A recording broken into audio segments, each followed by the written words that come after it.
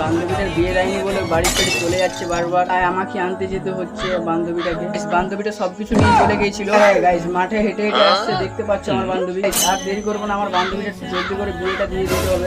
বান্ধবীটাকে বাড়ি ছেড়ে দিয়ে চলে আসে আমি বাড়িতে। আর বাড়িতে এসে দেখি আমাদের বাড়িতে কাজে লেগেছে। গাইস তোমরা যারা ইনস্টাগ্রাম আইডিটা ফলো করোনি ফলো করে নাও। গাইস নিচটাতে বালি দেওয়া হচ্ছে কারণ ঢালাই হবে নিচটা। হ্যাঁ এখনো উপরেটা প্লাস্টার হয়নি, উপরেটা কিছুদিন পর প্লাস্টার হবে। গাইস আমাদের এখানে লেবারটা দেখতে পাচ্ছি হিরো হিরো ভাব নিয়ে কাজ করছে, সবসময় হিরো হিরো ভাব। হ্যাঁ গাইস তারপর আমার বান্ধবীটা ফোন করে ডাকছিল কারণ আমার বান্ধবীটা বলছিল ঘুরতে যাবো বাজারের দিকে। ভাবলাম বান্ধবীটাকে নিয়ে যাই, কিন্তু বান্ধবীটা আবার বিয়ে করার জন্য লাফাচ্ছে। হ্যাঁ গাইস দেখতে পাচ্ছ বাজারে আসতে না আসতে দেখি ম্যাগটা প্রচুর ধরে গিয়েছিল। এদিকে আমার বান্ধবীর মনটাও খারাপ ছিল, তাই বান্ধবী বললো চল বাড়ি চলে যাই। গাইস তাই বান্ধবীর কথা শুনে চলে যাচ্ছিলাম বাড়ি। আর এতই ম্যাগটা ধরেছিল কি বলবো। গাইস অর্ধেকটা রাস্তা পেতে না পেতেই দেখতে পাচ্ছ প্রচুর বৃষ্টি হচ্ছে, তার জন্য একটু দাঁড়িয়ে গেলাম এক জায়গায়। গাইস আমার বান্ধবী বলছিল ভিজে ভিজে বাড়ি চলে যাবো, তাই ভাবছিলাম চল ভিজে ভিজে চলে যাই বাড়ি। গাইস অনেক জল পড়ছিল তাই ভিজে গেছি, দেখতে পাচ্ছ পুরোটা ভিজে গেছিলাম। গাইস বাড়িতে আসতে না আসতে এদিকে দেখি বাড়ির কাজ অনেকটাই কমপ্লিট হয়ে গেছে। তোমরা একটু ইউটিউব চ্যানেলটা সাবস্ক্রাইব করে নাও।